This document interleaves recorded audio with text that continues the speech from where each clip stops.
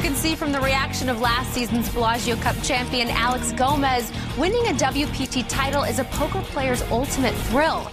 This year, 353 players ponied up $10,000 in hopes of capturing that very same feeling. But as is always the case on the WPT, nothing comes easy.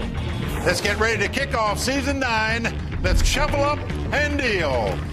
Day 1 attracted 243 new and familiar faces to Bellagio, with more to come, with registration being extended through Day 3. Among them was Alex Gomez, looking to defend his title. Jennifer Tilly had her tournament life on the line when she was all in with top pair, but James Van Alstyne had her outkicked, and she was one of the first casualties of the day, and they just kept coming. Matt Stout's Ace King ran into WPT champion Vivek Rajkumar's pocket aces, and Vivek rose to the top of the chip count. Then Kevin Saul, who won this event back in Season 6, tangled with Poker Hall of Famer Billy Baxter. Kevin's flush draw did not improve, and shortly after, he was eliminated from the tournament. Day 1 ended with 162 players still in the hunt and 4 days away from a prestigious WPT title. Leading the way was WPT Bucharest champion Guillaume Darcourt, young gun Phil Collins, and the Costa Rican beauty Paula Martin. Cards help, flops help, turns help, river helps, all of that. That's fun.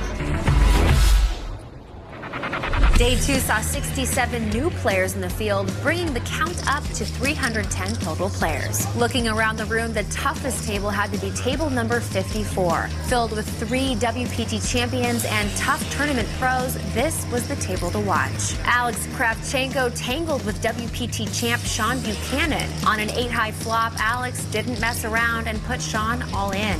Sean's top pair was dominated, and he was sent packing. The other WPT champions at the table, Mike Watson and Olivier Bousquet, were also eliminated. And just when you thought this table couldn't get much tougher, their seats were filled with Joseph Big Egypt El Paya and WPT champion Daniel Lai. Both Daniel and the Norwegian superstar Annette Oberstad emerged from the table with healthy chip stacks. What can I say? I mean, I keep getting a lot of good flops too, so it's been a really easy day. Another player who surged to the top of the chip counts on Day 2 was Jordan Morgan. I try to be lucky when I can be. I've been today for sure. When the dust cleared, 112 players were left at Bellagio, with only 3 days between them and a WPT title. The Fontana Lounge was buzzing on Day 3 as the latest registration in tournament history brought in 43 of the biggest names in the game.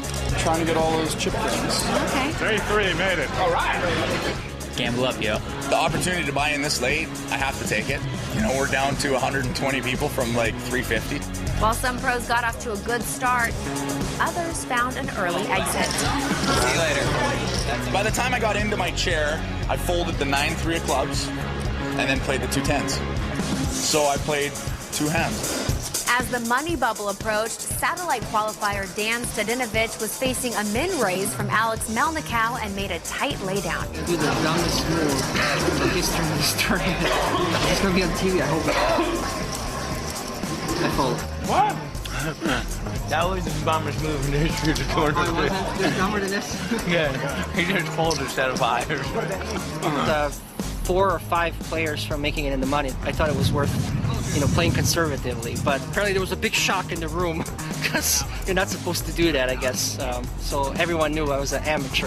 The unlucky bubble girl Kathy Laney was sent to the rail by WPT champ Vadim Trincher, and players started quickly falling.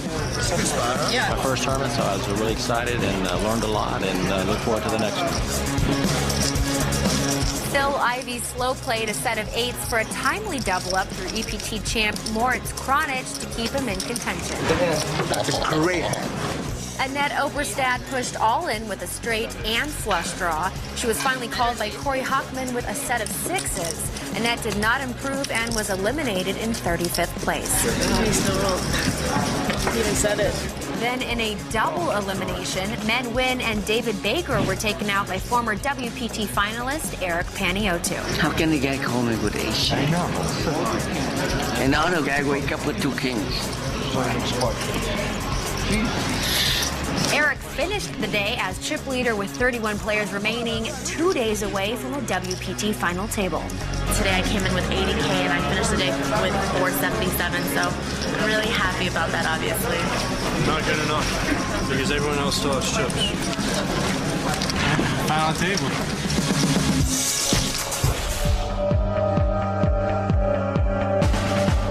The pressure was high on day 4 as we were playing down to 6 for the WPT final table. Dan Stadinovich survived 1 all-in. I didn't want to knock you out. You're so entertaining.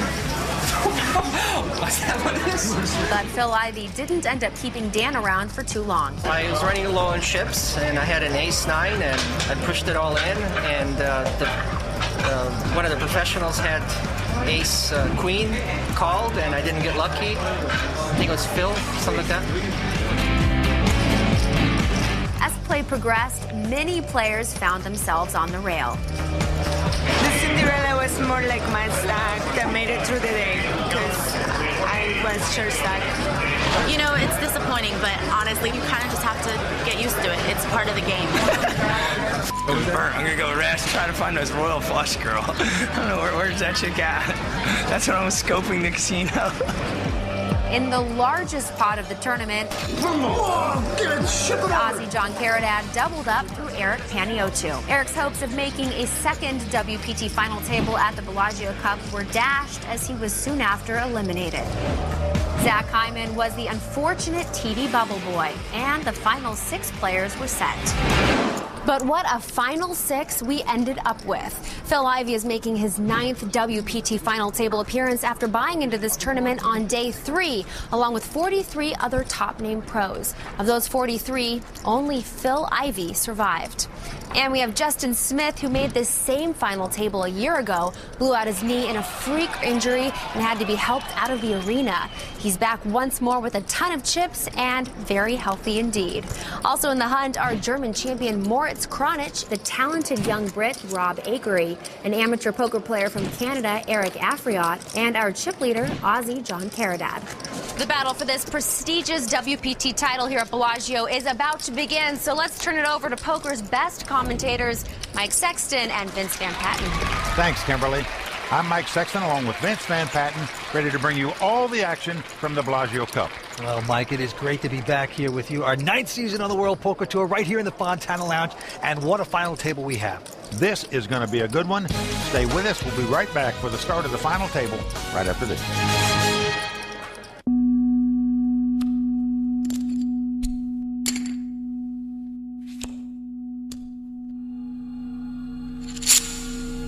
Is he bluffing? I think he's trying to bluff me here. I bet that ace hit. What is he thinking? What is he trying? When the ace came off on 4th Street, he played with his chips. 13, 12 to 1, 16, 4 to 1, 8 to 2. Makes my 2 pair good. Unless I'm drawing dead. I like my chances. I'm all in. We play at FullTiltPoker.com. Welcome back to Bellagio Cup on the World Poker Tour. The Bellagio Cup final table is about to begin. So buckle up and let's watch the bluffing begin. Tonight's World Poker Tour brought to you by ClubWPT.com. Well, there you can see the winner tonight. Going to take home over $875,000. The runner-up, nearly $600,000. Our chip leader is John Caradad from Australia with $5.1 million. And what a worldly final 6 it is. 4 from foreign countries, 2 Americans, including the great and legendary Phil Ivey. The ante's going to be $5,000, blind 30 and $60,000. The cards have been dealt. Young Rob Akery looking at his hand. It's a lousy 3-deuce, and he quickly folds. Out from England. Right behind him, the Canadian Eric Afriot. He's going to fold. But now Moritz Kronich from Germany with an ace-7 of diamonds. Pretty good starting hand. He's going to raise it up. Makes it $125,000.